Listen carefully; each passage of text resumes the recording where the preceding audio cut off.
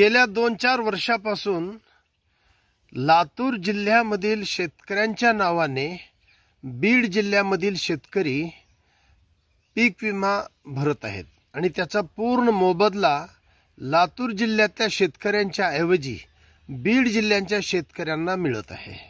म्हणजे जमिनी लातूरच्या आणि त्यांचा पीक विमा मिळतो बीड जिल्ह्यामधील लोकांना।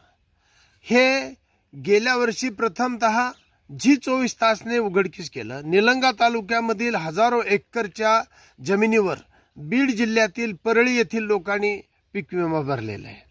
त्याची कृषी मंत्र्यांनी दखल घेतली, परंतु लातूर जिल्ह्यातील शेतकऱ्यांना कसलाही त्याचा मोबदला दिला गेला नाही।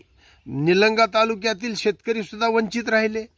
त्याच्यानंतर या वर्षीला पुन्हा हजारोच्या संख्येमध्ये रेणापूर तालुका व परिसर लातूर जिल्ह्यामधील या जमिनीवर पुन्हा बीड जिल्ह्यामधील लोकांनी पीक विमा भरलेला आहे।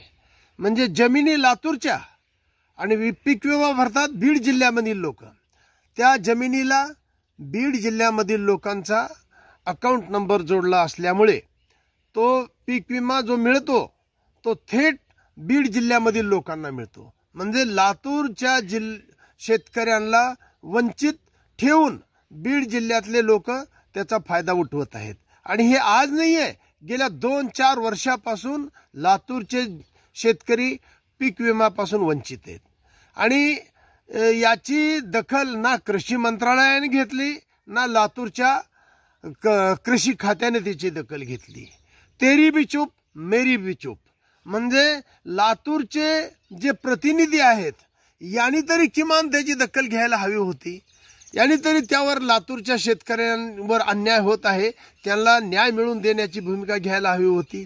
परंतु सत्तेमधील आणि विरोधक हे दोन्ही या ठिकाणी काय आवाज उठवले नाहीयेत आणि दोघेही गप्प बसलेले आहेत।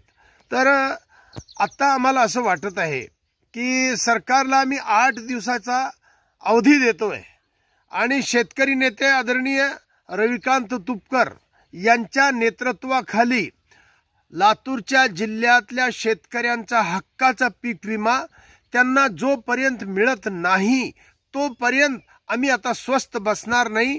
रस्त्यावरची लढाई लढू, रविकांत तुपकर यांना घेऊन मंत्रालयापर्यंत आम्ही जाऊ, परंतु लातूरच्या जिल्ह्याच्या शेतकऱ्यांना न्याय दिल्याशिवाय आम्ही आता स्वस्थ बसणार नाही।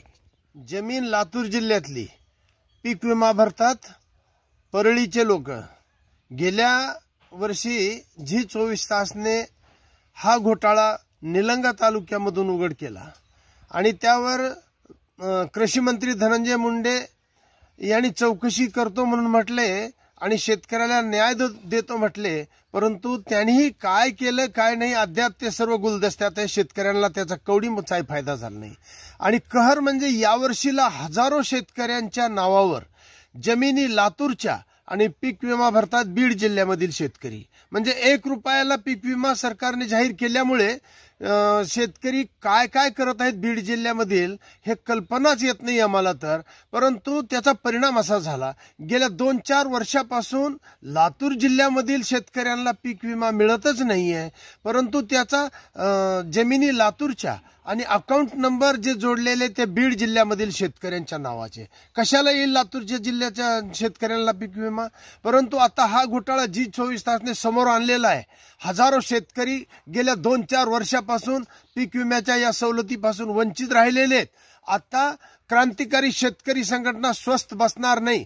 सरकारने याची या 8 दिवसामध्ये दखल घ्यावी आणि लातूर जिल्ह्यामधील शेतकऱ्यांना त्यांचा हक्काचा विमा जो आजपर्यंत बीड जिल्ह्यातल्या लोकांनी उचललेला आहे तो सर्वच्या सर्व पीक विमा त्या लातूर जिल्ह्याच्या शेतकऱ्यांच्या खात्यावर जमा करावा। अन्यथा क्रांतिकारी शेतकरी संघटनेच्या वतीने रस्त्यावर उतरून क्रांतिकारी स्टाईलने आम्ही आंदोलन करणार आहोत।